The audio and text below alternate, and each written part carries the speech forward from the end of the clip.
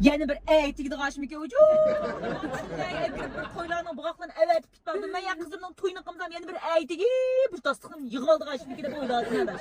Kızık ya kızdan uçkiler. Ve adaş qara. Ben mama balamdan xatın toyunu qıldığan bir plan yok olğan ekan. Her bir qitim onun bunun toyga, onun bunun o bu çaylarga basamış jürkün viş bermə qaraş pulni. Ey adaş, ey bizim dötmü, he? O kayıt demeydiğanlıkını bilip durup bir işimiz bir ottağıcı boğamayla olacak ağa yana. Oy şu adaş ben başta oylap qaldım toyğu meyli adaş. Vay yılıq 14-15 yaş 40 ağa oğlunun xatın toyunu qilishları, gülçay qilishları. Vay tek qoptum çay, yattım çay, uzattım çay deganlar Şunday ben necil kılamadık da hemen yığıp müştaplı bürtmünce toy digine adaş, ey bizim üç adaş bunun dinkin arılışına manavlar. Mana adam gerçeği ba. Ha meyli manıgıma dastıqını kesse de ben kımımızın çıkırtıp kıldığan toylağa baraylı dastıqan qoşaylı. Anın qoşaş viyecep vermişten kitip kalar işimiz viyey bap kaldıqalağa boğamayla daş. Oy hak kep nimde boğamadan da meyaqım dikidek. Sumayda özümüzden bağdaş vay can payslap gidiverdim çağırıp dedi vaqt sırap gitdiyine. Adaş o haq mı yakışcan şu çağırmamsa mətögün çağırmamsa dinüsün de çağırıp koyğan digine bəzənləri. Boldu bağmaylı endi. Ayma iş gündən kina bu Ayşem balısının xatını çağırıpdı. Bağmaydıqamıza. Oy bağmaylı Bağmaylı ben qımısa ben bu bunu umumda çox arlaşmışaq boldu bağmayımıza.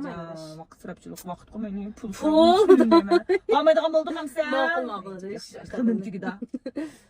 2 gündən keyin Şundaq qılıb düşdün ki bu Ayşemnin balısının nimisi bağmaydıqam olduq qoya. Bağmaymız deyişdik ko.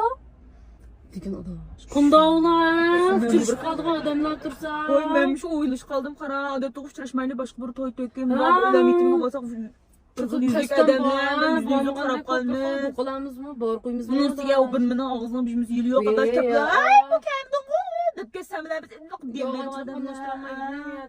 Qınaqımız, beyir qoyumuz niye adaş? Şu vaqt qıç berip tok adaş. Çidi tok adaş ha. Çidi yutamdık yemin kesem yüz koyunu koyuqlanmaydı. Şu bir ay berip yiyecek tamaq yiyecek mi tağalağa çıksaq mı xaşlayımız yüz koyun şunun ornuğa. Şu adaş ballarımızın elep tan yeb içip oyun Şundayma ballağına bir ballağının tuyu oğan lekin. Oynutup soğukatlarını biz musul oynap şarpılağını hep şüküz koyacağını. Buluşuğu yap adaş. Kızlar körüşüye bir oturup ağan onunla. Berip kileylendi. Bamsaq 5 saat durğuda adaş. Can bamayımız deyişken toyun bardağın bulduk mu? Köngli adaş qaqnamını qınaq qılsan. İşte ladılıqımızdan o. Bay olan matımız teyz güldü. O demek yeni tazmiyet koydu adaş. Diye yenemsi ya. Barlaya yani barlaya. Kaysanı kuflesinin iki gün barlaya.